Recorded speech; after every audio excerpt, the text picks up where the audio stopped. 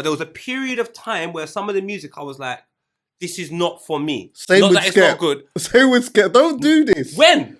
What are you talking about? The whole Priya Kalina Blacklisted? stuff. He doesn't even look at it anymore. And you made something that I like, and I'm a fan of that, and then Yeah. you just neglected me and just started doing stuff for Somebody other else. people. So Right. I'm like, fuck you then. That's my act. Right. I'm like, what's Yeah, wrong yeah, with yeah, you, bro? What about us? What about all the people that were fucking with this rhythm? Like, I want Tinie on the couch next to you. what? Next to me? Yes.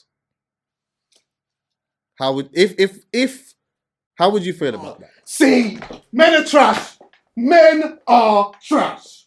And it's like, wait, hold on 1 second. Because this meme has floated around. It's like you're waiting for one moment that you can put me into this one category so you can just get your thing off. So online, there's been this whole thing about Americans trying to ridicule the English on English. Yeah, I've been on sewage.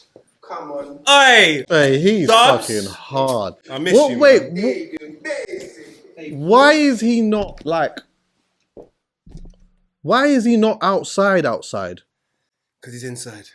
Is he actually inside? No, I mean like inside doing his thing. Yeah. Not inside, you know. Bro, he is actually literally one of the coldest street rappers, bro. Dubs is, and do you know what the killer is? That's like, And he's got a couple classics. That's the maddest thing. he's got class and he's got better. That's a newer freestyle, obviously not the newest. Yeah, that's like 4 years old. And he's going mad. You dropped this today, everyone's going crazy. But like, if a youth man that was like 21 drops that and no one knows him, and that's their first freestyle they hear, who's this guy?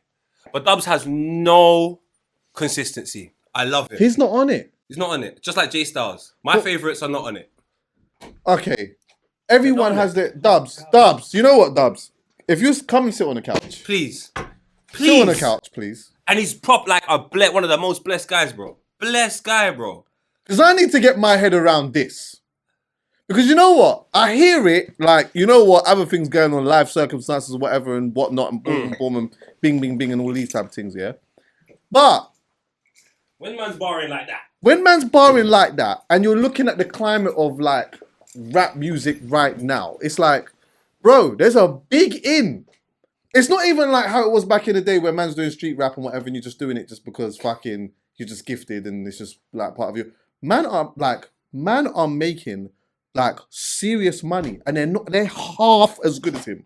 I'm saying, I'm not asking for you to go and drop a project, like 7 projects a day. Just a little 5-track thing. Just come back on a light thing and build your thing. Yeah. Do you know what the maddest thing is, Poe? Go on. You see the way life works sometimes, yeah? It works in a way where, see when you're doing that, I'm not even trying. I don't even want it. Bro, things happen. So keep like with that, but just be a little bit more consistent and things will happen.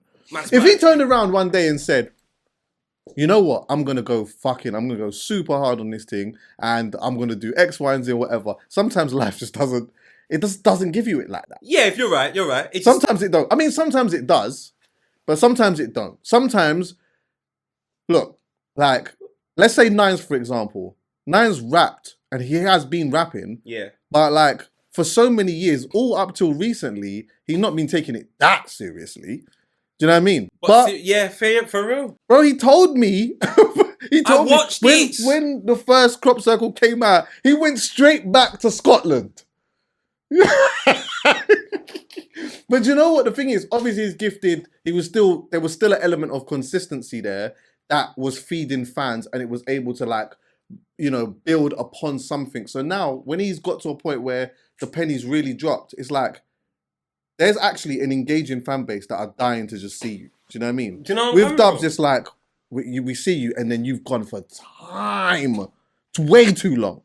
No one don't know what's going on. Yeah, when you do that freestyle, R.I.P. Jamal Edwards, the GOAT. Like, yeah, I need more platforms that allow rappers of that stature that maybe feel like, where's my place? Have a space to come back and just... Do you know what? I found my YouTube channel. You what? All the rappers that I love. Right. Just that I like. It's not for everyone. Yeah. It's for Dubs. Right. It's for J Styles. Yeah, 100. Tef. Geordie. The people that I like. Yeah. That's all I care. Because do that. I think I might do it, you know. Do it for nothing. Just do love. it. Just, all right, this is what I like. This is what I'm doing. That's part of like something that I'm trying to build at the moment, which I say I'm trying to build. I've not really done nothing with it. But it's the avoiding the noise thing. I got to play this on Spotify, avoiding the noise. And it's just songs I like. Yeah. It's not about this one selling that and this one doing this or whatever. It's what I like. And it's not about a campaign. Like, No. you know what? I want to put on a Vibber channel, you know. We're going to produce music and we're just going to go to rappers that we like. Right. I'm going to go to Dubs and J Styles. What do you want? Here's some beats. I just want a 32 on our channel. That's all I want. You can even keep it on your team. I just want you to take music more serious because you, man, are... Do you know what makes it even worse? Is that you go to Dubs and you go to J Styles, yeah? Them man have got flipping hundreds of tunes, you know? Bare tunes, I know. It's not even like they've like... You know what they've done? They've recorded something. They've showed how sick they are, and then there's no music in that. Them man are in the studio and got stuff. So. Yeah, they just they're making money in other places, and it's like they've probably worked it out and said, "Boy, for me to invest my money in this place right here, I need a guarantor." I hear you. Yeah, sometimes life for some people is like right now. It's not about. You know what? Like, looking to the future is great, but right now, this is what's going on. This is what's happening, and this is what I got to pay for, and this is the circumstance in it. And I hear it.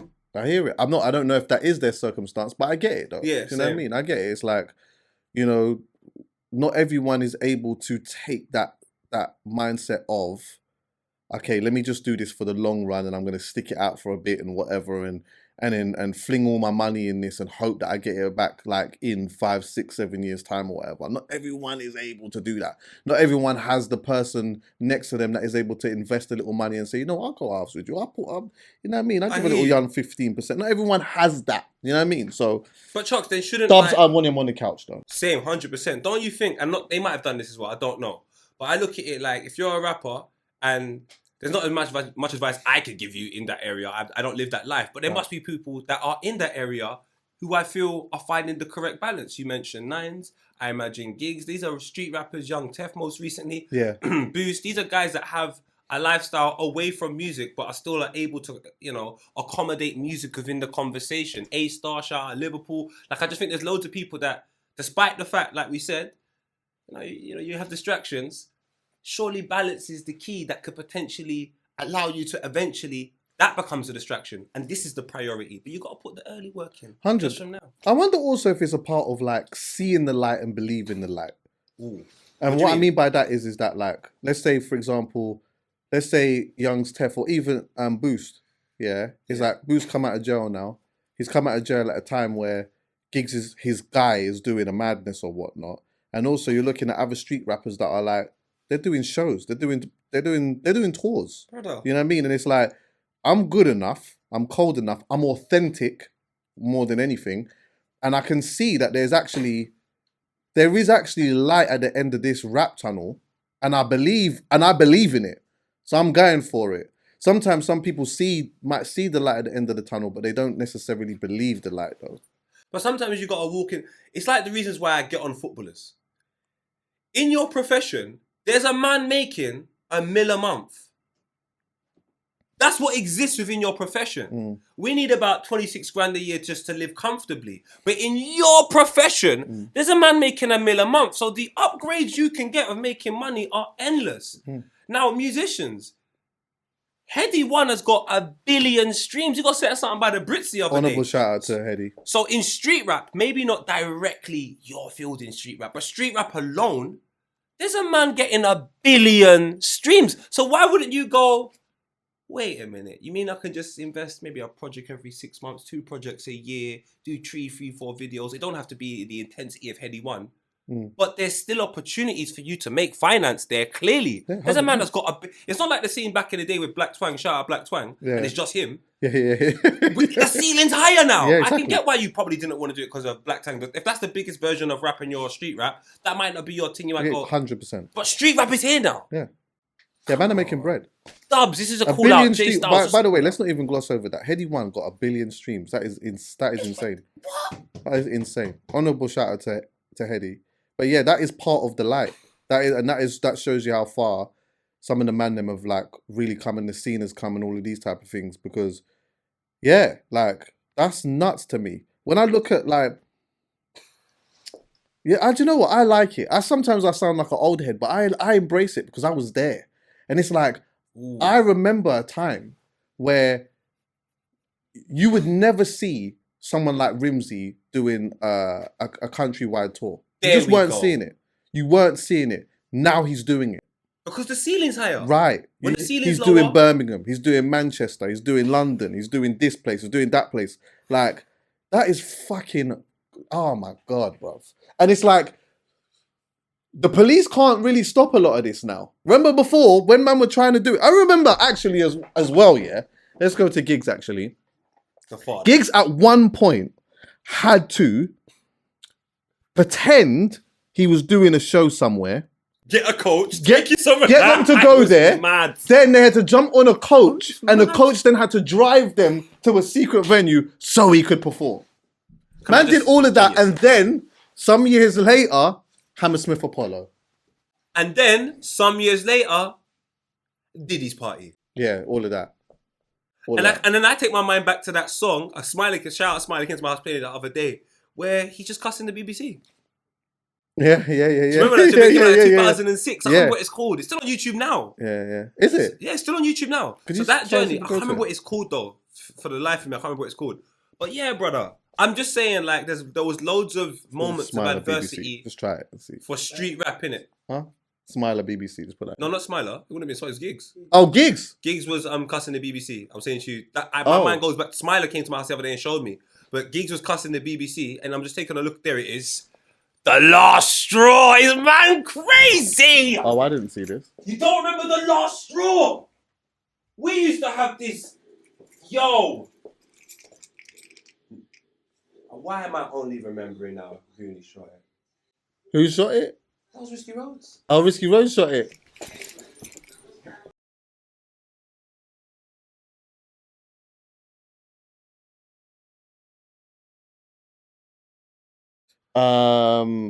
So yeah, man. The ceiling's higher, man. Let's just you know. It's looking like Nines might have the number one as well. Look what the weed man done. Let me tell you. I'll go on and speak loud with your chest as well. Because you like the album now. That's the feeling. I need it loud, getting. By the way. Nah, hold on. Loud. Public apology. I'm sorry. I was wrong. My bad, Nines. The thing's called. Look what the weed man done. And yeah, also another one.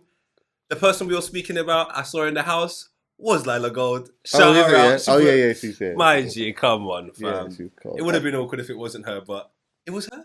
And you know what? Right. Highly blessed. When the sun's out in the morning is an absolute smash hit to bits. 2 bits. I can't lie. I've not stopped listening to that song. Highly blessed in the morning when the sun's mad. Over cornflakes. I told you. It's mad. Highly blessed on cornflakes makes you realise how lucky you are today. Yeah. 100%. And do you know why I like this Highly Blessed song even more now? It wasn't one of the favourites at the start because I just wanted to hear Favela because Jay Styles is there. Yeah. But now, obviously, you have to really appreciate it. Rich does this thing on Twitter, where he always thankful for another day. He used to do it quite consistently. Right. But then, like, he would do it, I think, it could be like 2 weeks later, he'd be like, oh, we got another one. And it'd be like another day, and he'd be thankful for it. So then when you hear Highly Blessed, you're like, rah, this is very cohesive with your personality at this present moment in time. It all makes sense. I listen to Highly Blessed, I go to Twitter, that's your... I love things like that. I don't like when we spoke about it the other day. You look like one thing, you sound like another. It's too much in my head because I'm looking at you on mute and I'm expecting something and then all of a sudden it just don't sound like that. It doesn't feel right.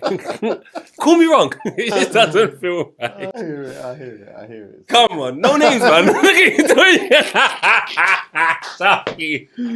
Oh, come on, man. The private conversation to the bar. Man can't bring it like that. I hear that, man. I hear that. But yeah, nah, man. Like, honourable shout out to Nines though. Anyway, he's bodied this and like, yeah, I think there's always something extra special about it when, for me, someone has that level of success and they are genuinely authentic as well. On top of that, it's just a great icing on the cake for me. Do you get what I'm saying? 100%. Nines is incredibly authentic. He is what he says he is, and I just feel like over these years, even though for a large part of it he hasn't always taken it fully seriously, I think he can always look back at his catalogue of music and say, Raj, you know what?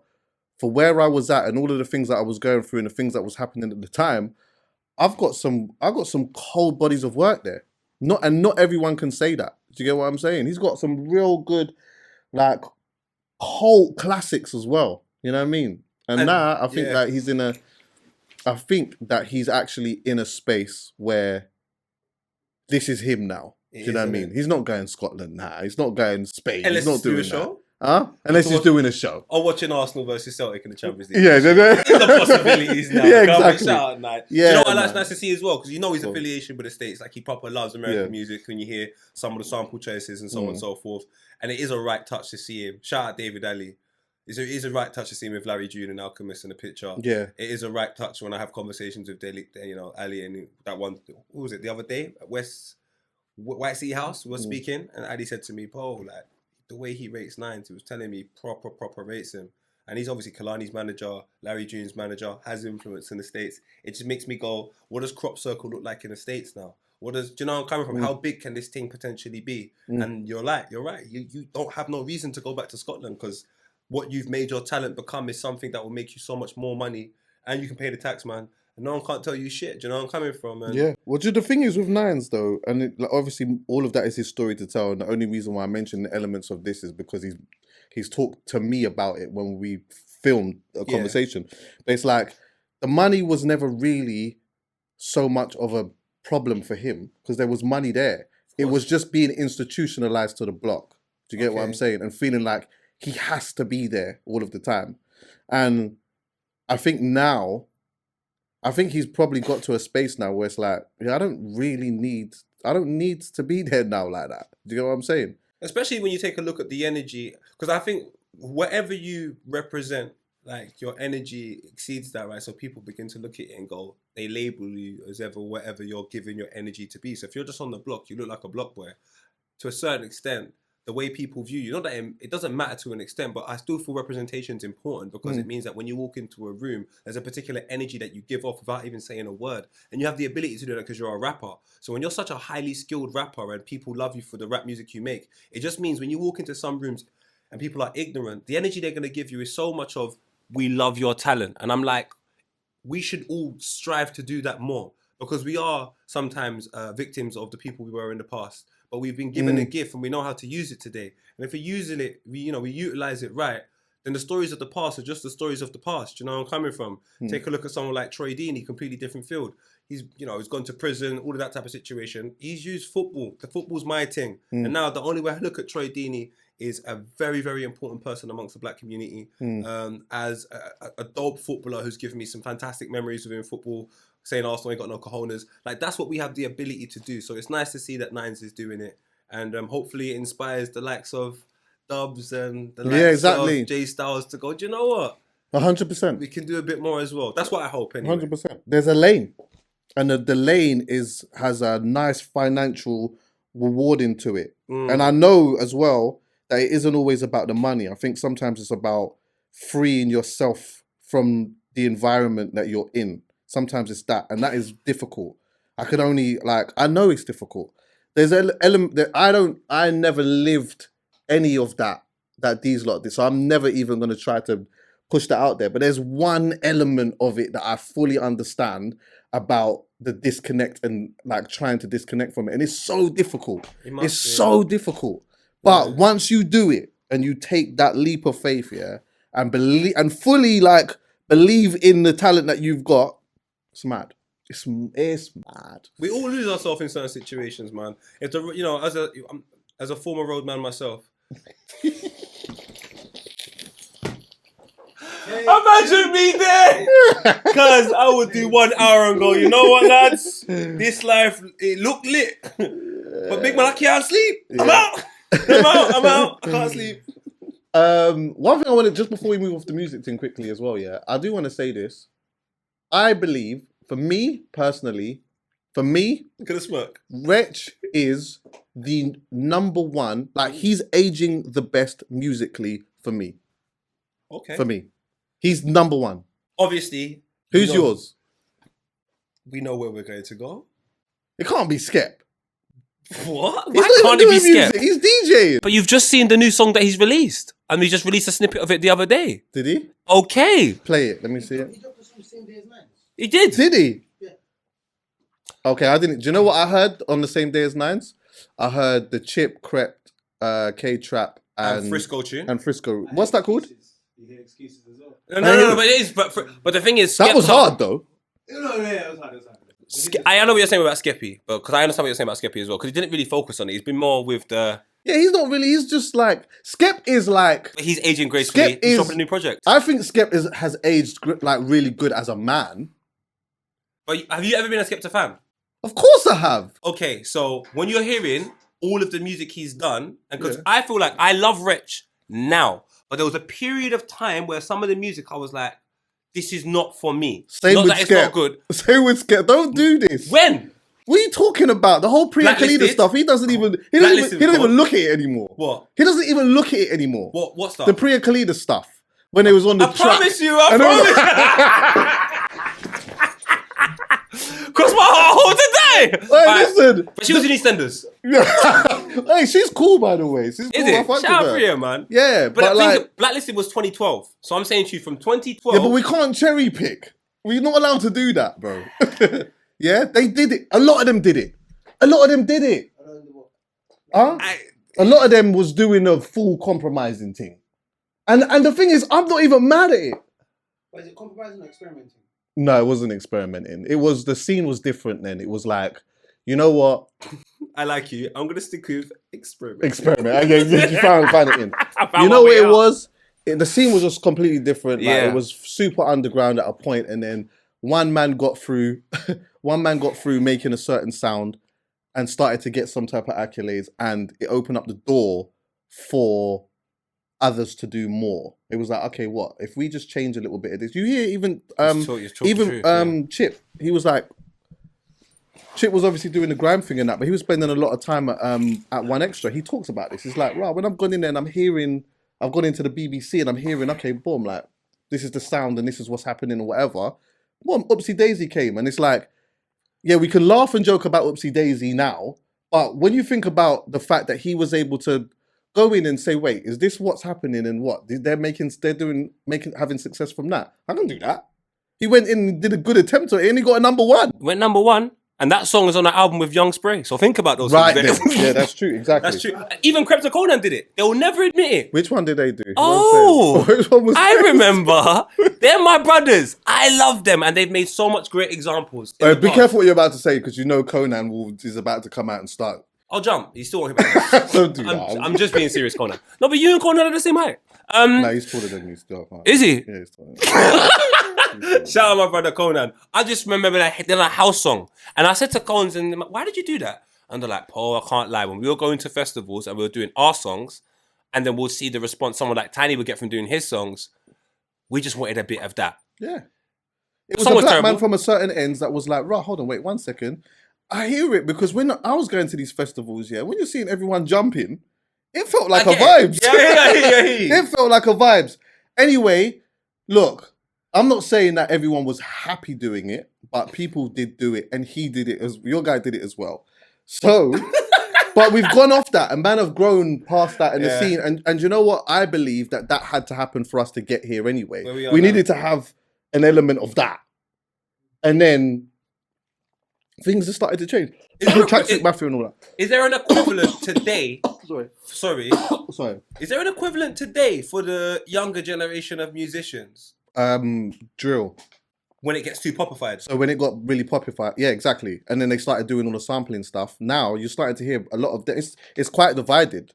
So people that listen to, like people that are like super drill fans and that, some of them will turn around and say, right, like the sound has become too TikTok-y. Couple of even you started seeing, let's be honest here, even Lowski, for example, sorry to just single you out, bro, but like there was a few of them anyway where you started seeing them on like Instagram lives and that, doing like they're doing these dances and that, and it's like, okay, so we see what's going on here. The dance is supposed to go along with the tune, which is fine. You see that happening in dancehall and all of that anyway.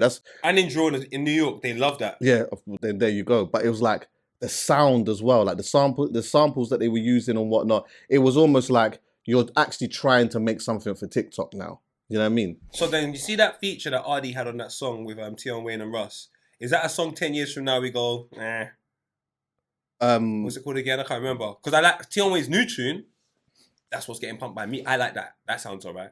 Whereas with that song with Russ and Kim and RD and Keisha, Becky, all of that, I recognise it's not for me anyway. Body, whatever it's called. Yeah. But do you reckon that was a version of something that made them a lot of money, brought them huge success and credit to them? But years later, when they look at their portfolio, they go, that's not one of my favourite songs. That was just one of the songs that gave me some great moments and allowed me to do amazing things. I think with Tion, he will look at Body and be proud of Body still. Oh, cold no. Because of what Body actually ended up doing. And I think that the motivation wasn't... No, I'm not speaking about what comes off the back of something. I'm talking about what it actually is. Because I don't think a lot comes sonically. Yeah, it's like the song. Do you know where I'm coming from? Yeah, I think so. But I do think that there's some other songs in there, though, that they will definitely be like... Not happy with. Yeah. What is sometimes in a dance? So straight away this. Whose song's that? This is oh no, this isn't him. So you tried to do that? That's dirty. Okay, sorry. Now I only put this in there because it was like his second most popular. But is it a feature? It's a feature. That doesn't count. Yeah, it doesn't count. That's not my type of... Only reason is because when I was a kid, I would always beatbox to that track, and somebody actually done that. So it's a personal thing. I like the sample. I don't know about the rhythm. Wait. Let this me new thing though, this healing thing.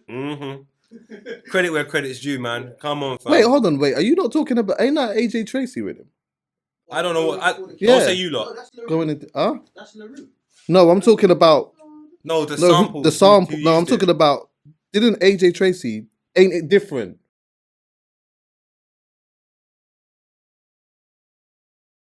It's a vibe. I'm not suggesting it's not, you know. No, I know where poets. What poet's saying is, yeah, just so quick, and you let me know if this is what he said. He's saying, in a few years' time, do we look back at that, or do they look back at that like as sonically a proud song?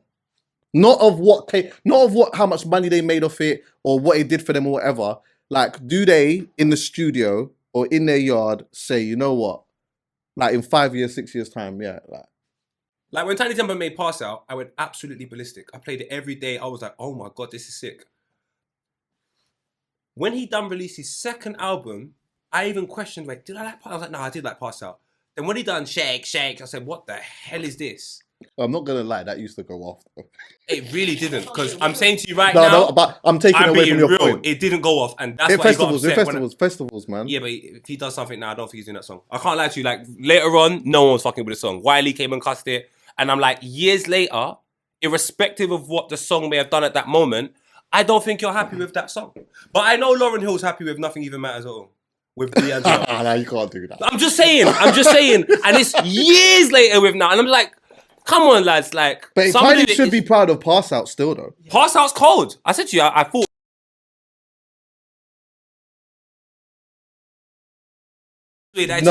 I know what it is that is tapping into you. There's a slight little dancehall element in it, you know?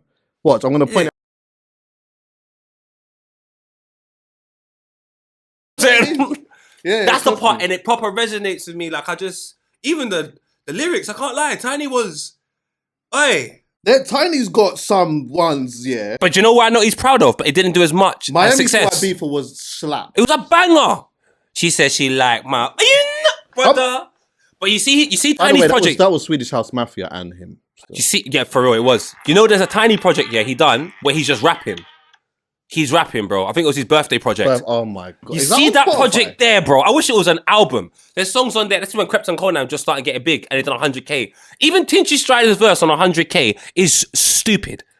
G Fresh's verse on 100k.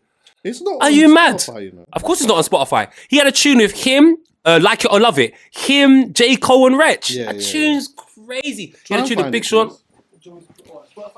Why is it not? Why would it? Is there samples? It was a free download.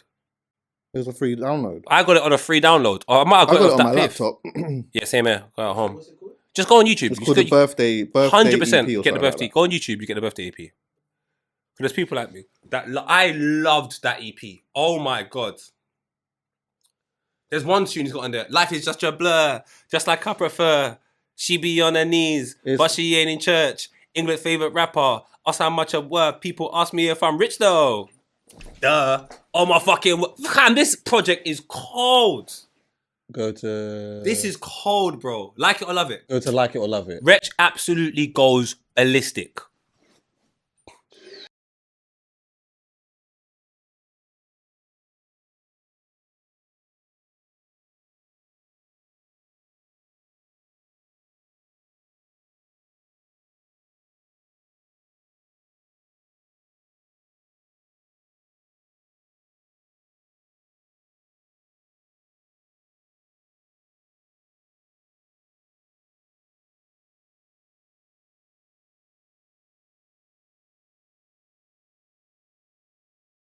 So he bought them all. That's 5 for the ladies and 5 for the... G-Fresh said, I was 21 sitting at my mum's house when I counted out my first 100. Hey, this done from early on. From early on. This EP, what was you saying, by the way? I just said that Tinie Tempah would have been very interesting to see if he continued with this type of style and sonical approach, where it would be today. Because I just felt like he was onto something in this project. He was really, really onto something. And the collaborations with the US artists, Big Sean was on this project, J. Cole's on this project, Like It, I Love It.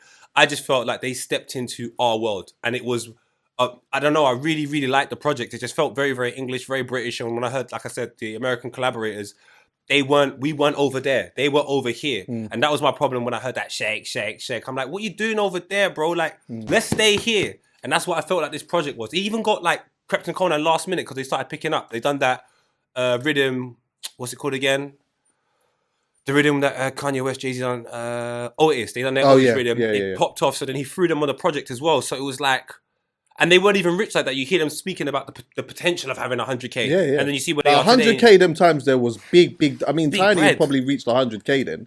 And obviously, G-Fresh was 21 sitting at his mum's house when he first counted out his 100. But Tinchy Strider was really doing his them man thing there was, But it was like, But you his know verse what? is crazy. Do you know what is interesting? His verse is crazy. Do you know what is interesting? Sorry, go on. Just hearing you speak about it, which also shows like how long we've been podding as well. But you was like super vocal about this, And I remember, obviously, it's kind of documented if you've been following for a little while. There was clearly a situation between like Tinie and you and whatever. Yeah. And I think like now that I'm hearing you speak about it, I think one of the things that got lost in translation was your passion towards it, because now it makes so much sense. It's like, okay, cool, you've done all of that, but you've given us this and you showed us like you could be cold at this. Give us more of this. This is what we want to see. We want to see more of this. We're not turning around and saying, yo, you're shit. You're just a shit artist. In fact, my passion, which is you, comes from the fact that you're actually cold. And you made something that I like, and I'm a fan of that. And then you just neglected me and just started doing stuff for Something other else. people. So I'm like, fuck you then. That's my act. Right. I'm like, what's wrong with you, bro? What about us? What about all the people that were fucking with this rhythm? Like, it almost gave... Do you know what I liked about this rhythm as well? It might have me Like or Love It, especially. I was like, oh my God. Finally, we get to hear Wretch next to J. Cole. All of these American artists that think they're so dope. And we were so proud of Wretch. So it was like, it's a space where I'm just like... You imagine that today, what that space would have been for Tinie, for me today, when I take a look at the state of rap and where rap is today. This America and England thing is like this now. It's so much more. And I just felt like this project and this sonical sound, I just think would have taken him where he would have been so relevant today. 100%. And he didn't have to... And a song like that would have ended up being a classic. I'm telling you. And do you know what? The project, the way he released it, just keep releasing it like that. Yeah. Make it free. Make it something you build. And if you want to go and do all that shake, shake and all that other stuff, songs with Paris Hilton, go for it. But guess what? That shake, shake song was by Diplo as well, I think. Was it? Yeah, Diplo. But no, I do you know what? I fully hear you still. Cold, I fully hear you. It makes a lot of sense. And like, I do think that Tinie would actually... If he did keep going, I think he would have been at the fore. See, like how we talk about Skepta and all the stuff that happened then? I think that we would talk a lot more about Tinie in and around that period of time too, or maybe even a bit before that. I think now when we do talk about Tinie, and I still talk about him with fond memories and that too, and the things that he had done in regards to opening the door. But I think a lot of that was, from the pop element of it. And like now we've got to a different side and we don't really talk about him too much. Whereas he had every bit of ingredients for us to be able to have him in conversation. Let me ask you a question. I'm sad. Let me ask you a question. Do you know what I'm going to ask? Before you ask the question, can I just also throw another fact? He had another mixtape he released, and it had Russell Brand hosting it. And it was all covers of American tunes. This guy was tapped. I just feel like he was tapped in a space that no one was doing. But yeah, carry on. What question are you going to ask? Yeah, he may have just looked at that more like junk food, like how he did the other thing. And we just... Oh yeah, he did do junk food afterwards, but then... But junk food was not... This. Yeah, and it wasn't... And I feel as though the mentality behind junk food didn't feel great. It didn't feel right. Chip era. It was just... But it felt more like, all right, let me just... Look at what junk food represents. McDonald's, KFC, whatever. So this is the project that you bring the man them on. Do you understand what I'm saying? It didn't feel... Say the word. It just didn't feel right. There we go. It doesn't didn't feel right. Especially of somebody who is prestige. 100%. You get what I'm saying? We're looking at you as prestige. Doing red carpets, dressed a certain way, handsome, watches, this, that, and the fourth, and everywhere. Boat parties. Have you been to his party Brazil. before? Huh? Have you been to his party that I got kicked out of? No. Absolutely incredible. Do you know what? A part of me is like, at least I went. Right. At least I went. At least you experienced a bit of it. It was sensational. So I just think all of the things that would have sustained that is just him remembering things like this Happy Birthday EP. It would have allowed, and they probably are still happening, but I just think on a high level. So what are you going to ask me? I want Tinie on the couch next to you. What? Next to me? Yes. How would how would you feel about that? Or is that a conversation off camera? I prefer to have a conversation off camera first, and then. Would you prefer to have a conversation with him off camera first, or with a conversation? All right, with me? I'm being real. I don't care. Right. But I don't care. But I know what my character is. I recognize myself. I recognize I've always done this job. So I recognize the confidence I would have in this situation, maybe in comparison to him. And I reckon he would have his chip on. He would have his chip up because a lot of people think that I dislike them. And now that you've spoken, I'm glad that you're able to recognize it. It's a passion I have as a fan. Doesn't matter what level I get in this thing. I'm a massive fan of this shit. So when I like something and I love it, I invest in it. I speak about it. I spend money on it. I'll get merch from it. All of that. And then when you stop that and just provide a service for somebody else, I'm sorry, I got abandonment issues. I'm like, you better bring your ass right back here. Why are you just making all their music for them? Like, I put so much time into this for you to fuck off there. If I knew you were going to fuck off there, I would have just done the pink thing and said, wait a minute, this pink thing doesn't feel right. And fucked off a little bit earlier. But then it's like, yeah, I just feel like I don't like when I feel like I've been misled a little bit. I know it sounds, I'm taking it mad personal, but I'm investing. I love this shit. I think that's a good conversation to have. Do you get what I'm saying? And the reason why I think it's a good conversation to have is because even though you are still majorly passionate and you are like, your voice raises and all these type of things, I do feel like you would, or us three together, would be able to have a grown conversation now better than we would have if it was 4 or 5 years ago. 100%. Do you get what I'm saying? And I think it's it's all within our scene and culture. And it should be something that we should talk about. And I think Tinie on the... that's not an episode. I don't want to sit down with Tinie really, just with me and Tinie. And I could do it. And maybe one day we will. We'll probably have a really good music conversation. Good, but I do think, though, it would be... I think that's an episode... I think it's a Friday episode. He will definitely understand afterwards, you know what, this guy actually doesn't not like me. He just wants me to do what he wants me to do. Yeah. Well, guess what, poet? I don't want to do it. Fans are selfish. Right, cool, friend. We're selfish. Fans are selfish. It's like, I remember my passion for music is the same as my passion for football. So it's like, cause I'm just a mess. I could hate you one week and love you the next. Like, that's how we are. Yeah. We're football fans, innit? But most importantly, it's just that for me, especially when it comes to music, I always look at it like a service, you know? A service for a community. And the moment you abandon the community, it's just to be number one. And all you care about is number one. I'm like, it's all about us. Yeah, facts. I hear that. I hear you. So yeah, Rich is growing. Yeah, Rich is my guy. He's always stayed here. He's actually always been here. Yeah, exactly. Rich has never left here. I mean, he's dabbled. He's never left here. Right. He was on the flipping, I won't lie to you, he was on the bottle of the Lucozade in like 2012 with Tiverton. Yeah. With the Tiverton sign. Like, he's always here. Yeah. There's not much on the menu today, but there's a couple of things I've got though. There's a couple of things I've got. In fact, I went on to the Instagram today, Hcpod Insta, and I was like, I want some live questions. I did it just before I got here. Okay. I said, give me some live questions. So I see a few of them marinating in here, and I'm gonna like bring them up, and we're gonna talk about them. Shit, you got a tissue over there. There's tissues over there. Thank you, man. One sec. Let me blow my nose. Oh, I've got tissues. Let's just quickly dabble in a couple of things, man. You know, we should do that more often, you know. Yeah, I was thinking about that. On the way here, feels right. Yeah, on the way here, I was thinking maybe that needs to become a thing because they're so random. Bruv, you always just blowing your nose in the people them ear. Yeah, of course. Hey, people. So yeah, these are just all super random questions, yeah? So don't take them all seriously. I'm taking none of them seriously. Right. If heaven is real, what do you actually think happens up there? I think you're bunning. I think if heaven is real, there's a few man up there that is hella pissed. Why? Because they did a madness thinking that they were going to be entitled to 9 wives and realized that it's a whole load of not that.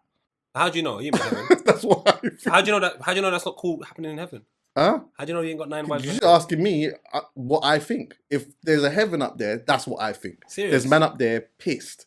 Yeah? Thinking what? I thought I was getting this. And now look. Right. But they're seeing Tupac up there chopping everything. But anyway, do you know what? You going mad, bro. No, I'm joking. But you know what? Hey, I don't know, you know. Do you ever think about heaven? Do you think you're going? Are you on guest list? Yeah. Do I if there's a heaven, I'm in. I believe. Yeah, I'm in. I'm definitely in.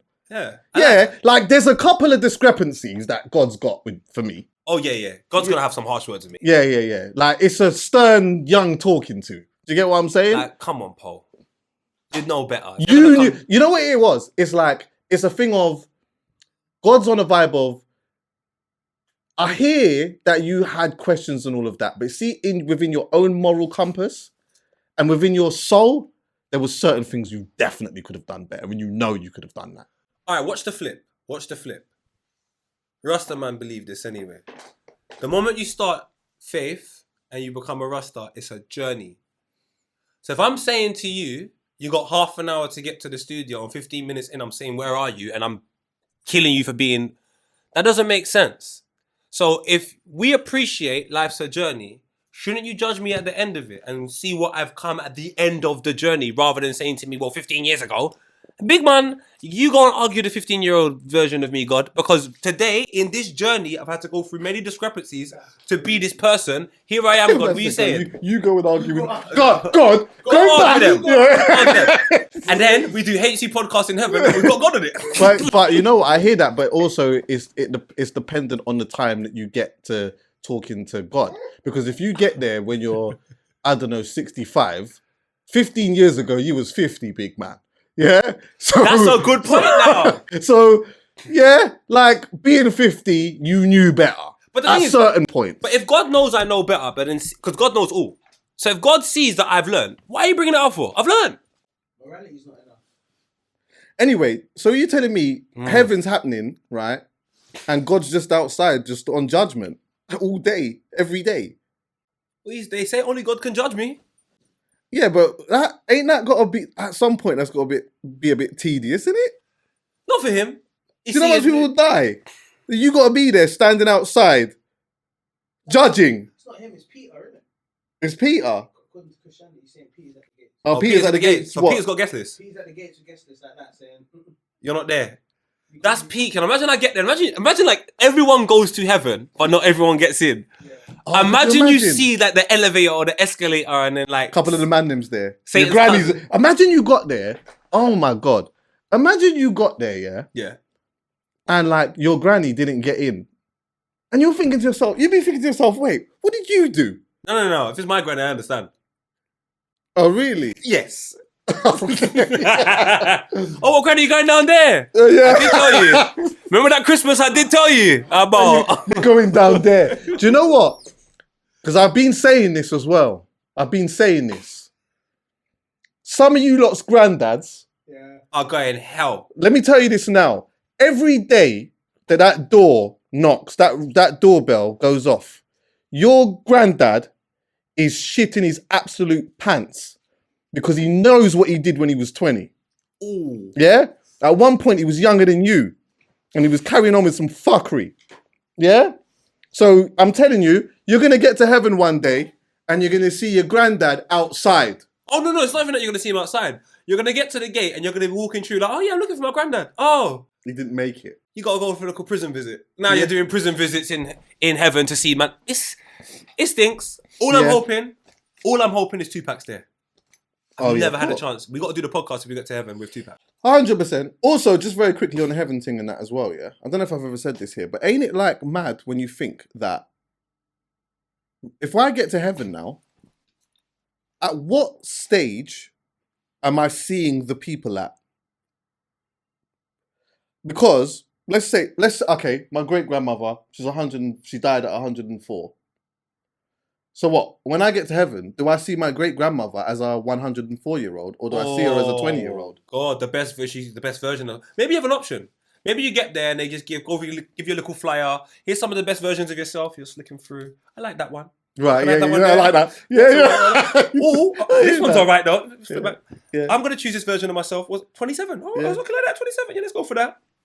It's you know what? Obviously, I know that I believe that when you go there, you don't see them like that. But I'm just making light of something. But this is just something for you to think about. When you think about the person, them like they died, you think about them at that point in their life, their age. But that isn't who they are. All of them. Do you get what I'm saying? So see, like when you think about, I don't know, like a cousin or a dad or a friend or whatever, they are more than just who they are at that point.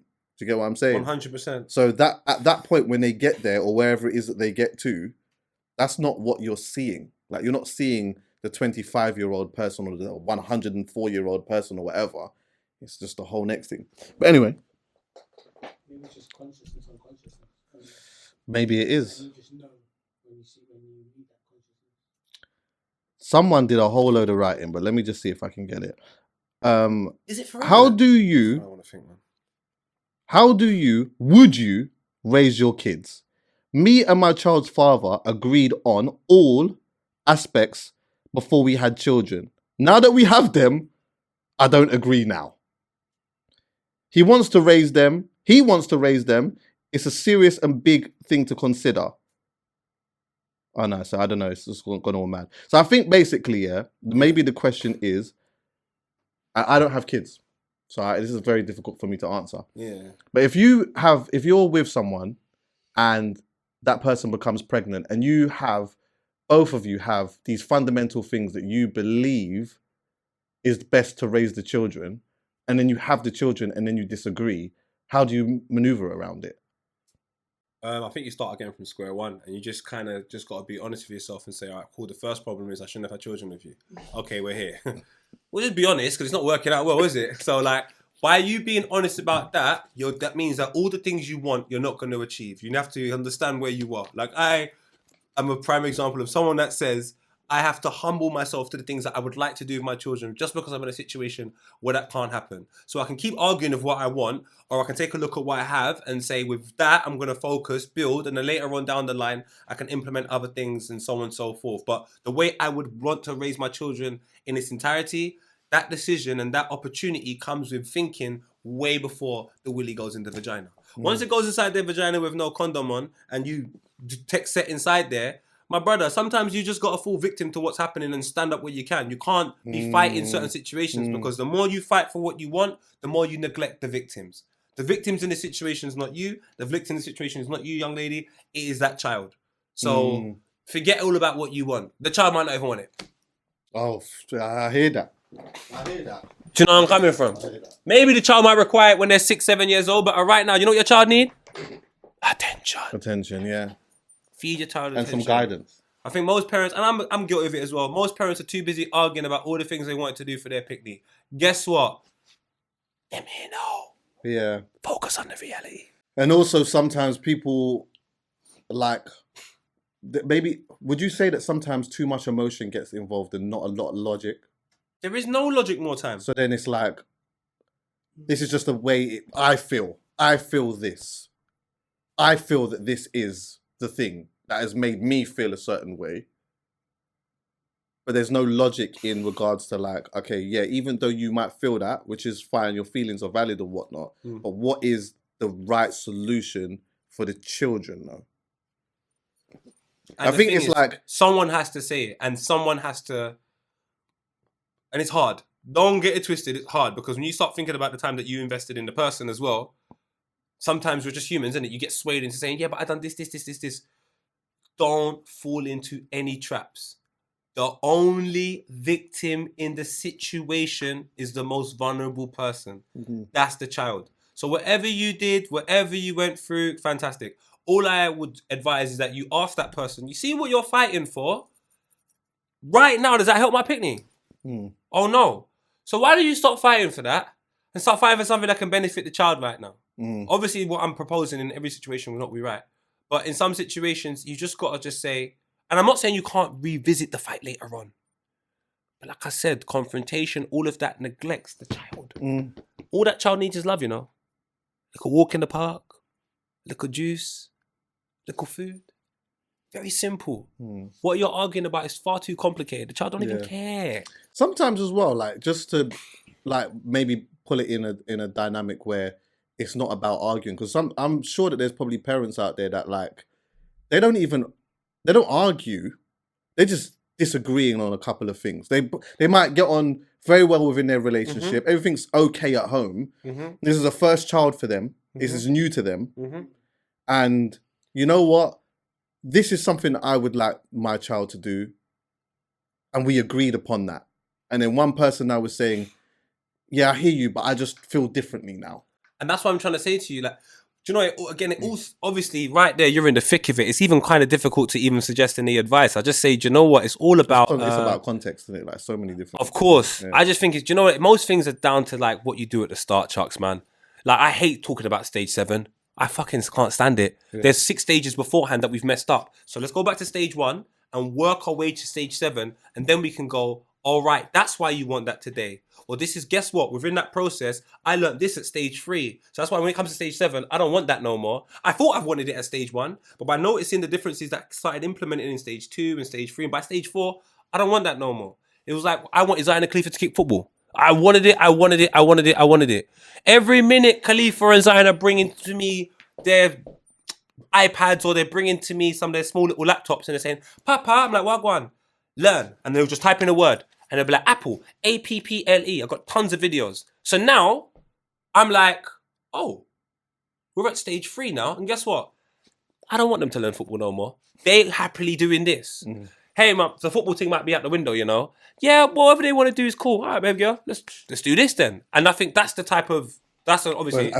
one parent might turn around and say, but they think that they don't want to do that, but let's just still make them try. Let's still make them do it, because every time they're there, they really enjoy it. And they're gifted. Sweet. And I'll say to that parent, cool, let's arrange one day, so on and so forth. But the one thing I don't want to do, and I don't want to neglect, is what he's brought me right now. Right. What he's brought me on his own accord without me saying absolutely anything to him.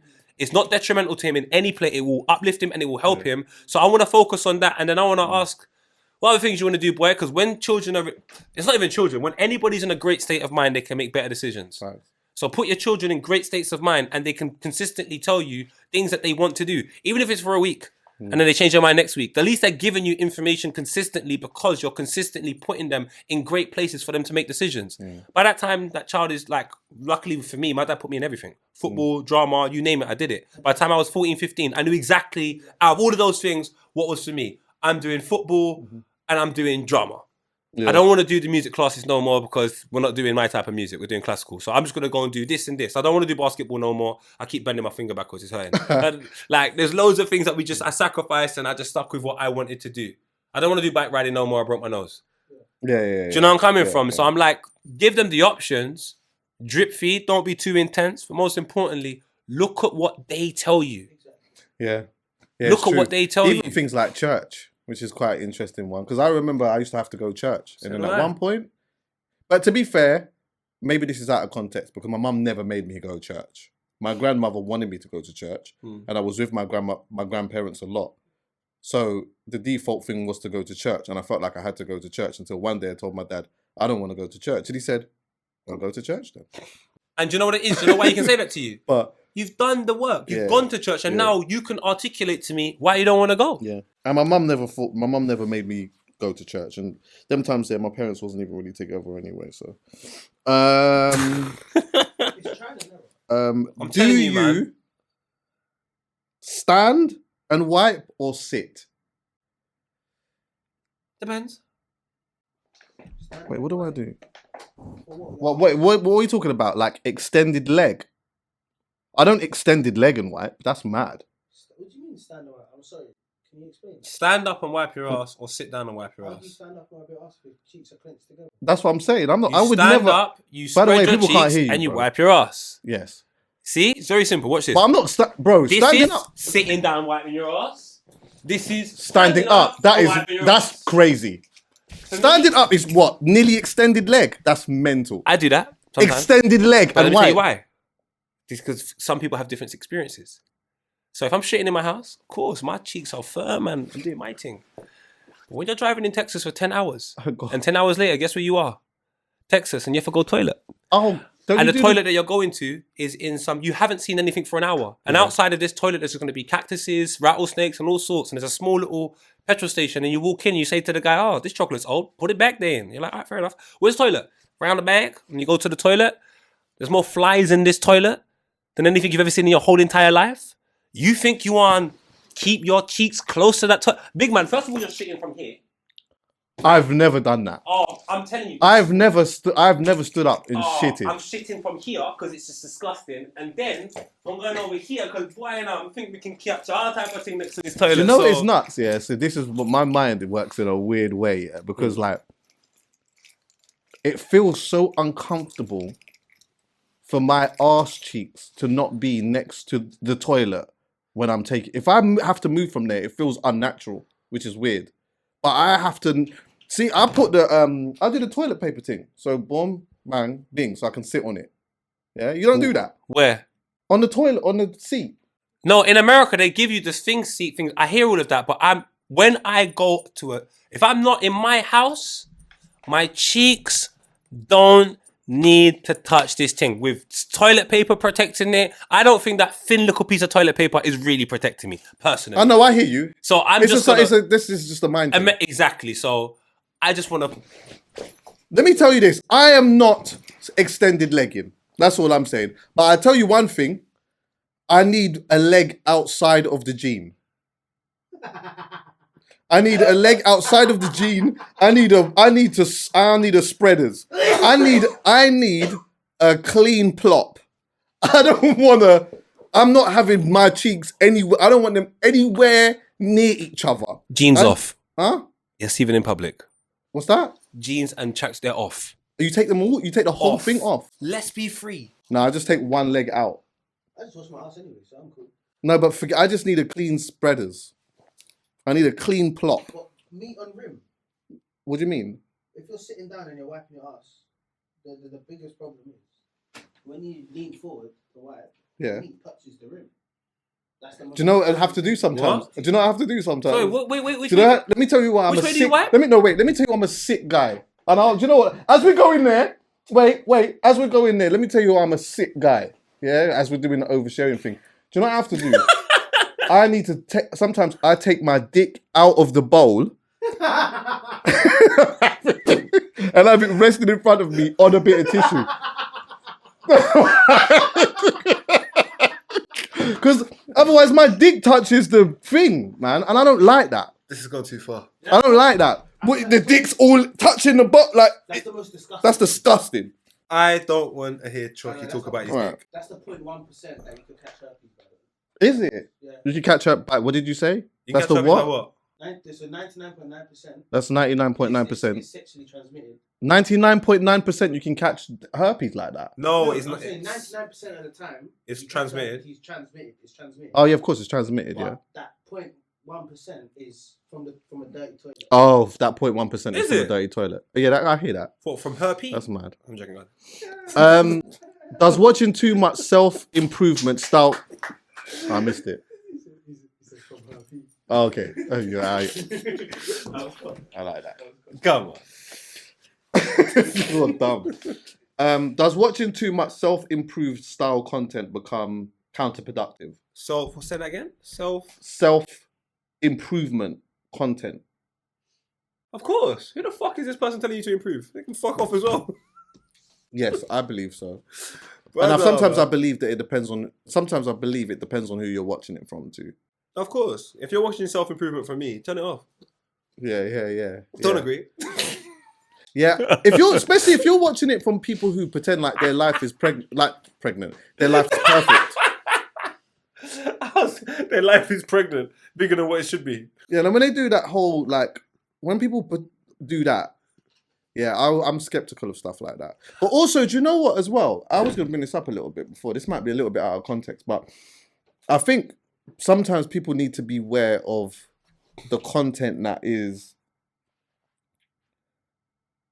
I was on Twitter actually yesterday, and I saw, albeit it was a clip, it wasn't the whole thing. I know that I'm just seeing the clip, but I saw this guy. He was talking to three women on the couch or whatnot. At first, I was thinking, is this filmed in America or some shit? Because it looks like them fresh and fit guys. It's their studio. Oh my! I know exactly what you're gonna say. And then he was like, English guy. it was an English guy, black brother, and he's like Big talking wedge. to these.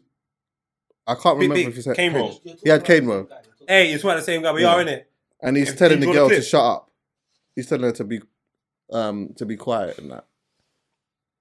Are you gonna show it? Yeah, you can show it.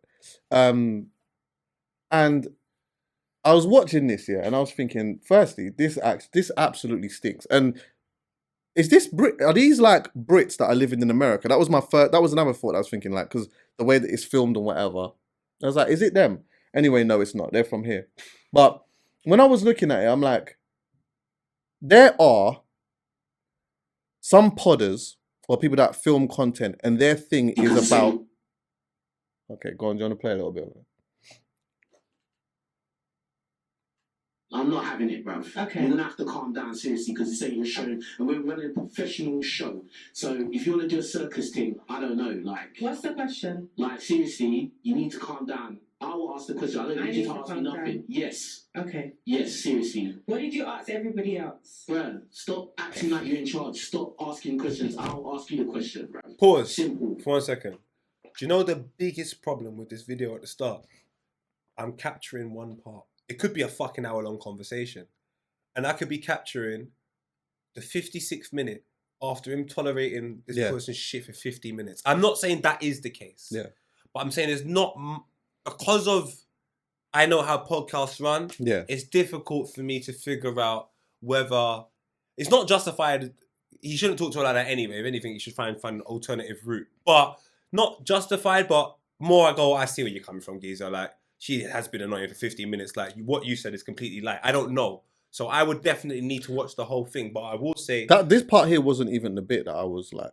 Because when I watched it, I feel like I'm quite good at being objective. Because when I was watching, I was thinking exactly what you just said. Maybe they've been sitting there for 2 hours and this girl's just been chatting a whole bunch of shit. But it did get to a point, fast forward a little bit. Towards the end where it was a bit uneasy. Yeah, it's like... Go on, wait. It's the part where he says, flipping now, bruv. And then she's like, whatever. And then he's like, did I tell you to say wow? Do you know what I find doing this Wait, go show, back. And Go back. Yeah, right. It was right there. Go back. Yeah, thank you. Yeah, man. Wow. Why are you saying wow for? You said flipping out. Well, I asked you not to speak. So why are you saying wow? His head's gone now. His head's gone. So now, pause this, yeah. That's why I understand. His head's gone. Yeah, his head's gone now, yeah. Now, my commentary comes off the back of the next bit of what he's about to say. Go on, play. Do you know what I find doing this show, yeah? Is that a lot of women just do not respect guys, bro. Stop. So, you know what, yeah? My thinking is this, is that like, I do believe that it is good to highlight the inconsistencies in the way sometimes women view men. Yes. Compared to like, you know, maybe even the ways that they operate in their own life. I think it's really important to have those conversations. And I think that at certain times, Like those uncomfortable conversations and that highlighting needs to be raised to the surface. The problem is though, is that sometimes I feel, and this is not necessarily directed at this guy, this is just my observation of like when I come across these things, and I actually spend time watching some of them sometimes, yeah, is that like some people attach a few circumstances that has happened to them and they are dying for a moment so that they can now express their anger towards everything on that one person. Do you get what I'm saying? So it's like now we're having this conversation not really for there to be a genuine objective or an understanding. We're having this conversation just so that I can find that one moment So I can say this point out. so I can just get this point out. Do you get what I'm saying? Yeah. You sometimes see, this is just my experience here. Sometimes I see women do that with memes. So like, there'll be a meme that will come and say some shit like, a man cancelling a date on some shit like that. And this, let's just say, I'm just using a shit example, but this meme could be about men cancelling a date or whatever. This meme starts floating around. Now I'm talking to my girl quickly and I say to her, do you know what? Babes, is it all right if we move Tuesday to Thursday because I've got, oh my God. See, men are trash. Men are trash. And it's like, wait, hold on 1 second. Because this meme has floated around. It's like you're waiting for one moment that you can put me into this one category so you can just get your thing off. And I think that's where content sometimes can become dangerous. If you find yourself latching onto stuff like that, it can be super counterproductive because I guess it all leads into confirmation bias. You're just trying to find something to lead into your confirmation. Do you get what I'm saying? And in this country, it's not like America. Americans are performing and learning to perform every day of their fucking lives. So they know the timing of certain things because the person that's going to put a ticket on your car is a character. And in this country, that's not the case. So when they get themselves in these type of scenarios, they've never been in there before. They haven't actually practiced it in real life. No. So he ends up just doing something, like you said, I'm waiting for this moment, waiting for this moment. Had he been practicing this character in real life every day of his life, he wouldn't wait for the moment. He would feel it. And then he would activate because you would know how to operate being yourselves. A lot of these individuals are just, like I said, it's filmed like an American show. They're all it just looks mad American. They're looking at all the things that make shows successful and they're saying we need to have their moments without even asking themselves what type of show have I got, what type of person am I. They're just looking at what they deem to be a successful show or something that's gone viral and they're all trying to do the same thing. So even though I don't know much of the context surrounding this video, I still say to myself, bro, man, like, my G, you're not doing yourself any favors by doing that. Put it that way. You're doing yourself no favors by doing exactly what Chuckie said. Seeing a meme, not saying that you saw a meme, but imagine you saw a meme before the start of the show and you actually sat down and just waited for that one opportunity to go, me and my brethren were chatting about this last night, fam. Yeah. Or it's like some watching that Fresh and Fit content, for example, and they've seen like bare times where, they've kicked a woman off or the woman's, something's happened or whatever. It's like, okay, now you're either consciously or subconsciously trying to create the same moment to do the same thing. Yep. And it's like, maybe it was warranted. Maybe it was. But sometimes when I'm watching them, I'm like, it doesn't seem warranted. This energy doesn't seem like it seems like too much energy for what is actually happening right now, which then makes me think this is not about what's happening right now. This is about something completely different. And now you've got people that are latching onto this, watching it, thinking, yes, oh my God, this is exactly what I want to hear. It's like, it's just a bit, meh. Do you know what? Maybe I shouldn't, should I? I just think that type of content anyway. It's not my bag. It's not my thing. I was going to call it, trash, but that's a bit wrong. It's not my bag. It's just not my bag at all. I don't think I look at it and yeah, man. It's just, yeah, man. No, there's definitely, an audience. I'm attracted to when people are able to have these conversations in a certain way and then still be uncomfortable. Yeah, of course. But like, when it's that, I'm like, I don't know, man. I don't know. But God bless everyone, man. God save the streets. Eating Asian, are you going for rice or noodles? Ooh, rice feels right. Yeah, rice is me. Jamaican. Noodles, I'd say I'll go for noodles maybe 20% of the time. Oh, nah. Chow mein with the beans, Nah, you know what? Nah, it's noodles. Nah, do you know what? It's 51.49, man. I've got rice at home, man. Every day. Yeah, but egg fried rice slaps to bits, man. Yeah, with the spice in it. Yeah. But don't excuse my ignorance. But isn't there a lot of noodles in East African cuisines? No, not that I know. Okay, so I got it wrong. Because I watched something on one time where they thought certain parts of East Africa was colonized by the Italians or something nonsense like that. And they brought pasta over there. Yeah, but that ain't that. Yeah, that's. Well, sorry, my They brain. stole that from China, though. Who stole the pasta from China? Italy. So Italy stole the pasta from China, and then you man stole the pasta from them, or you lot stole it from China, or you lot just had pasta. Can I just say this is making it very difficult for the listener, I'm sorry. Sorry, I'm just talking about noodles and why he likes noodles. and they will get annoyed. Fuck you lot. I'm joking. Can you? Let me see something here. No football stuff. I'm playing. How do you see or view disability? Now, can I just go off this quickly? Of course you can. Disability is a broad thing, so it's hard to answer this question because some disabilities you see physically and some disabilities you do not see at all. So I guess it depends on what it is that you're talking about here. But I want nothing to do with that question. yeah, I don't know I don't even know how to answer the question. Because I don't think about that. I don't think about that daily. So Yeah, I don't think about. Yeah, I nothing to don't. do with me.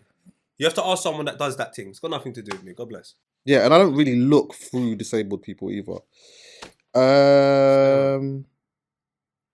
Okay.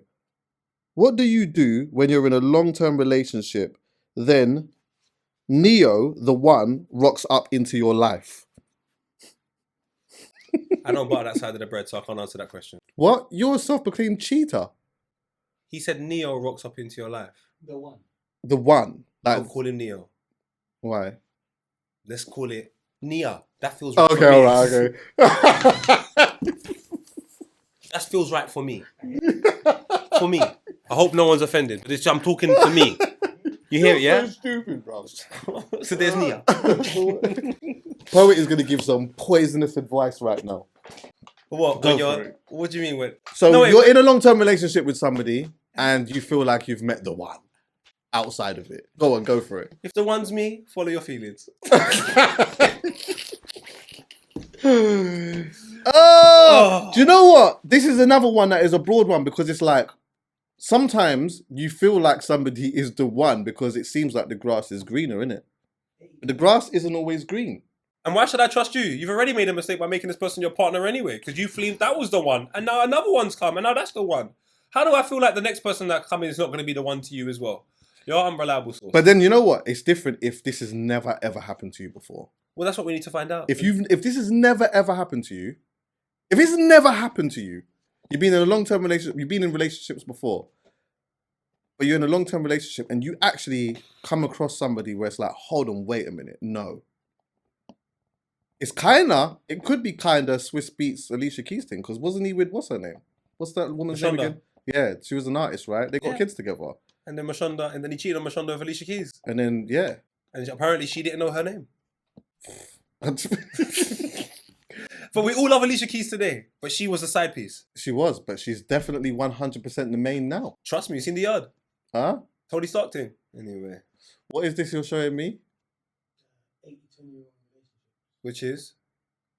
Okay, in it, something called the 80-20 rule is mentioned. In what, by the way? There's a book. Oh, it's a book, yeah? Is that the name of the book? No, I found the name. Okay. Basically, the theory is that when a person cheats, they tend to be attracted to the 20% in another person that is missing from the spouse. Oh, that is interesting. However, they usually end up realizing that they were much better off with the other 80% that they already had. This doesn't apply to Jamaicans. Jamaicans cheat just because it's Tuesday at 5 o'clock. They don't need a reason. Jamaicans are very much faithful human beings. I agree. Nope, you're talking about the new Jamaicans. The previous generation, some of you man won't like your granddad. That's it. That's crazy though, isn't it? I don't know. I've not been in that situation, so that's difficult for me to answer. I don't know. I've been in that situation, but I realised it was because I was stressed in mine, and then all of a sudden you're thinking, Would you say "Yo, it was the 20%? Was there that 20% that wasn't missing that made you want to I do just it? don't want to be stressed. I just don't want to be Yeah, but stressed." by doing that, added more stress. Exactly. But in the time of the moment, It when didn't you're feel like it. drowning, you just want someone to save you. Exactly. But You might grab onto a shark, and now you're dinner.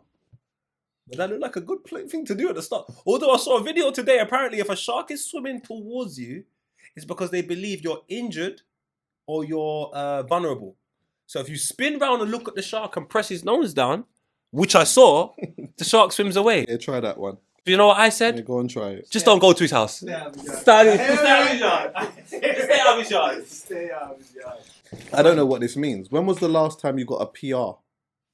In the gym, at work, or just in general life? What is a PR? Personal record.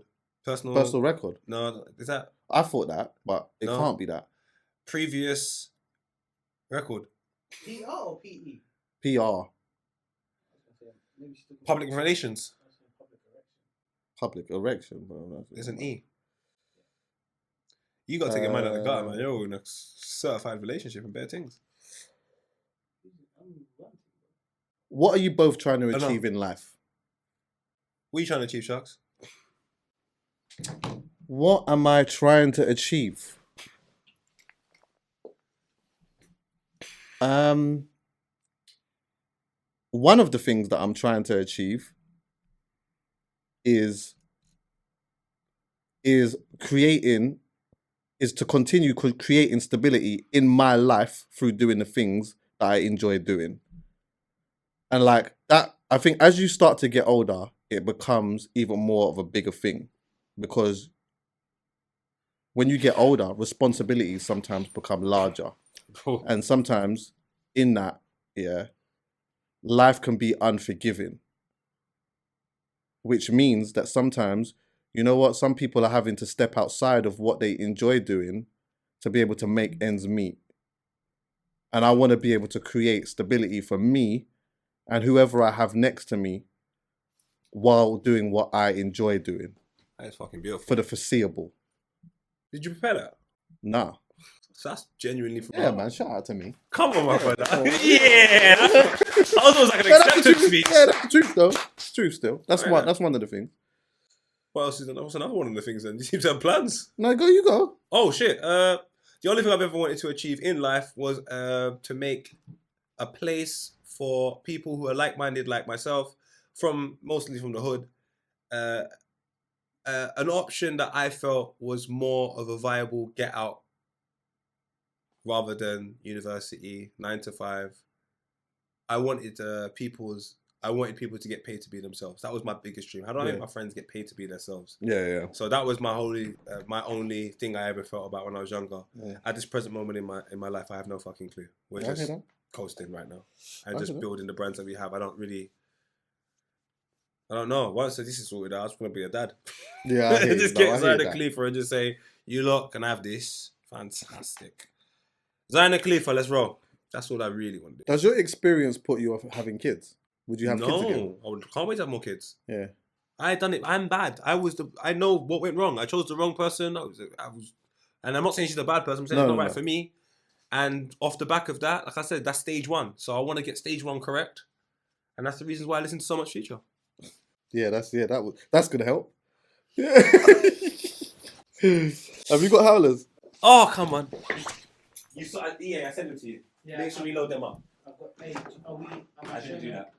Am I showing them on screen, or are you gonna do? Well, we can talk, and then you have to feel the right time. I need you to know how to feel it. So Pause. it wasn't the right time. Pause. That was a major pause. You're right. Sorry. What the hell?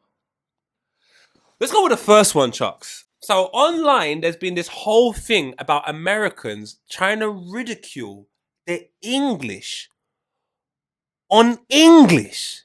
Let me show you why this makes no sense. Americans, black and white, Hispanic, none of you are speaking American.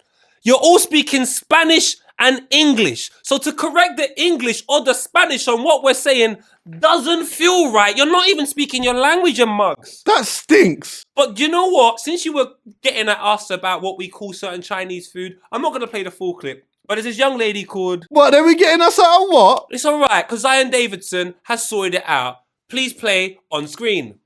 I have some things I'd like to add into this Chinese takeaway debacle. First things first, the reason that you guys don't understand what we mean when we say things like I'm going for a Chinese or I'm going for an Italian is because you don't need everything spelled out for you like it's your first day learning English. Right. I'll give you a few examples. In the UK, horse riding. In America, horseback riding. Please, where else are you supposed to mount that beast? In the UK, in America, tuna fish. In the UK, Oh, yeah. glasses. In America, eyeglasses. Oh, yeah. I mean, I could literally do this all day. Yeah. Pause right there. I'm just saying. It's speaking Just truth. pause right there. I want to put a stop to this, Americans. I want you lot to wake up. You've never spoken American in your life. America is where you're from, and it also describes your accent. Oh, I can hear where you're from. America. She sounds American. But the words you're saying are English. So stop trying to correct English people on English. You bloody idiots. Yeah, that It stinks. stinks.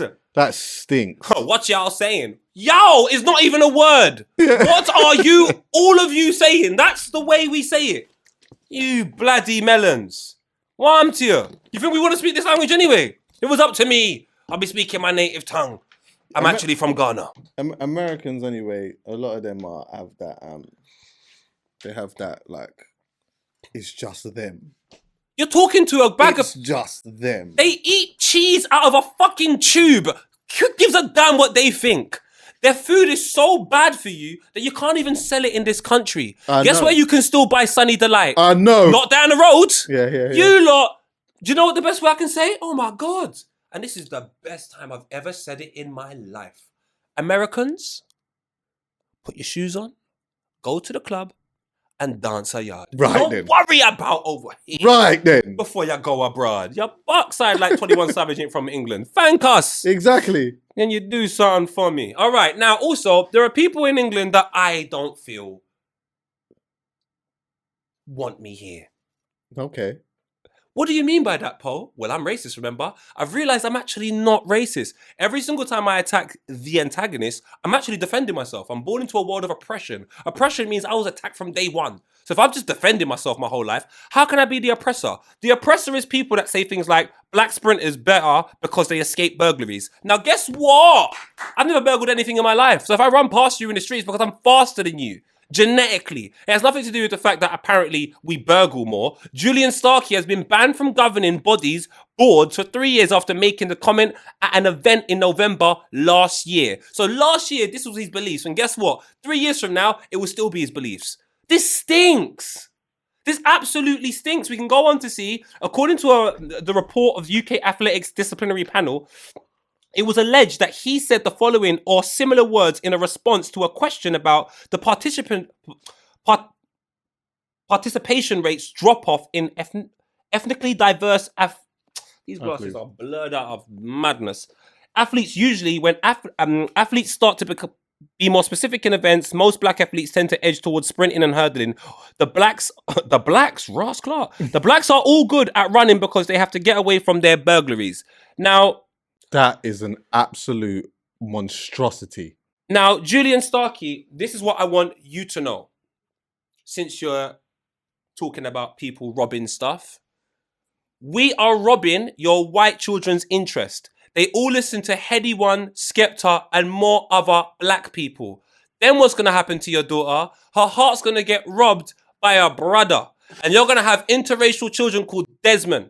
And they're going to rob you of your dream of having white England. You better treat that like Stamford Bridge, mate, and get over it. There's nothing you can do about it. So when you start calling me racist, I want you lot to think about Mr. Julian Starkey, who believes that everyone that's the same complexion as me is fast because we're good at running away from police. Yeah, we start at 0, you know. That's what happens at 1 o'clock. At 1 years old in nursery, there's actually a whole lesson where they teach you how to run away from cops. You bloody idiot. Can I just say, in big 2023, calling your child Desmond is a howler. Of course, I would never do that, but do you know what? Wait, before you do that, Go on, son. Go on, son. I'll tell you something. We're going to need to get a fucking straw in here. Yeah? For these howlers.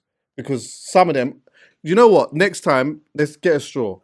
I need one of them. Yeah? Get me a fucking straw. That's funny because I feel like they're being drawn, the short straw. I did go to a lady called Afua. I done a wonderful show of Afua years ago, 2010, when I was on BBC One Extra with the man like Twin himself. And me and Afua are there in the morning. I would like you to play what Afua has stated to the wonderful world of England since people still believe I'm racist. Go! There's no volume. Can we wheel it, please? Can we stop and wheel? Thank you. Can we treat it like favela? It is. If you want, I can take over. Compensated, but the descendants of slaves have not. That's a really good question. So in 1833, when slavery was abolished, the UK government took out a loan of £20 million, that is £300 million in today's money, and used that to recompensate people who had lost their slaves. So they basically said, we're really sorry we've abolished slavery, here have some money. But they didn't recompensate any of the enslaved African people or their ancestors. That is true. The UK government only finished paying back that loan in 2015. So basically, my taxes went towards paying reparations to people that enslaved my ancestors. That's true. And the descendants of slaves are still waiting for this day. Absolutely. The descendants of enslaved people have had no reparations and have had no real discussion about reparations, have had nothing to spend. Shout out Afua, my G. So I showed that to follow on from the previous situation and also say to the governing bodies in the country that are in charge of what goes into our school, I see you're putting loads of people in school that can say, I'm a boy, girl, or I can be a donkey tomorrow if I want. Well, guess what? Since you want to do that, let's put in some situations about black people in our history so we know why we're here. Yeah. Let's don't tell us what Christopher Columbus really done. Let's go and give us a real history so you can see how great Britain isn't. And guess what? I won't talk about black pain ever again here. But since we want to, this is what's actually happening. Anyway. Yeah. Also as well, while they're at it in that, like, let's not make the just teaching the young bucks that all of our history is just about black people being slaves, because that is... Of course not. But I want you lot to realise that you are the problem. I want you lot at home, the 89%ers, to realise that maybe not your dad, maybe not your granddad, but you see your great-granddad, he's an issue. Well, he's outside the gates. He's outside. You see, do you know what? Furthermore, I want the people of today to realise when they go heaven, none of your relatives will be there. Dad, where's granddad? Or great-granddad? Oh, it's a bit more warmer where they're going. All right, lads. Anyway, I also now want to big up women. Go on. Big up women. To let them know, the first recorded version of a Batman or a Batwoman was actually Batgirl in 1904. 57 years before Batgirl was created and 35 years before Batman was created. Batgirl was first. I'm saying... drop out Bruce Wayne. That's for me. You what? Batgirl was first. Facts. Wow. Batgirl was first, but everyone's focusing on Batman. Wow. Batman backside. Let's get Batgirl and put her to the forefront because the actual... And that was her, it was Batgirl. It wasn't even Batwoman. She was out here before Titanic. Wow. She was out here before Titanic, my brother. Batgirl was so first. Then why did that change? Is it? I think. Is it because they wanted to make it a more of a masculine thing and said, you know what, we're going to dash red a woman now, and because you know what, people will say it's a man's world. No, it's a white man's world. That's what it is. That's why Batman became the white European man. It's not a man's world because I don't have much say in this world, so it's not a man's world. So we have to fight for the women. So is that a picture of the first Bat? That's a picture. 1907. 1907. Look how wavy it is. 1904. 1904. 1904. Oh yeah. 3 years before that. Come on. It feels right. Wow. It just feels right that we start paying homage to the real people. By the way, I like these type of things. What's this? Historic vids. I like that. I'm gonna follow that. Follow that, man. Now I've got to just try the last one because I actually looked for it, but I completely forgot. I wanted to wait. Now I want to find out this lawsuit with Nike and Bape because I want my Bapes today. Shout out Bape. And I heard a little sneaky rumor that Bape are apparently going to win this case as Nike are only upset at the amount of money Bape have made over the design. But the actual design itself has been replicated by various other brands. So therefore, Bape's argument is if you're going to sue us, You have to sue everybody. here's a list of people you also have to sue. And that costs a lot of money. And that also means that you have to really prove this point because now the courts are going to go, wait. Oh, you're picking on people. I don't know how much that feels right or doesn't feel right, but I just don't think Nike have the funds to go and sue everyone. That is interesting. I mean, that's interesting. Remember, this is what someone told me recently. Well, they could actually technically do it because what they could do is they could sue Bape, win, and use that money to sue somebody else. Well, Bape won. And then also, and then what would probably happen is that not everyone was as successful as Bape. So you kind of have to sue people. You have to sue people with context. So like, let's just say, for example, Bape might have in revenue made 100 million. So you might sue them for X amount of millions. But the other companies that you're going to sue might have only made 100 grand. So you can't sue them for the same millions, but you can sue them for the same percentage. Which is a good point. But the question is, do you have the time? Yeah, because apparently it's a lot of other brands. So it's like, it's long. You know what? I wonder if Bape could counter sue by them not suing anyone else. I wonder if that's a thing. Wait, so you're just suing me? I'm suing you because you're just suing me. How about that? In America, that feels right. That feels right, Chuckie. Yeah, man. Well, you know, I say it sometimes. I did want to have something that feels right today, though. Oh yeah, I know you want to do that. So what you say next week you're going to change them up just a tiny bit, or mix it up? I want to mix up just a good story as well. Things that are happening that are nice. Yeah. I don't have anything this week, but we're going to start from next week. That was the Howlers, though. Say no more. All right. Well, yeah, man, I enjoyed that. Come you know on. What I mean, come on, my GGs. So what you saying? Weekend? Wearing a dog. It's expensive, man. I'm staying in. I'm telling you. King and country? Huh? King and country? It's King and country. Coronation, innit? We'll talk about that next week. He wants me to talk after I just showed you what Afro I said. We'll talk about that next week. All right, listen, anyway. Everyone, thanks for listening. Shout out Princess Diana.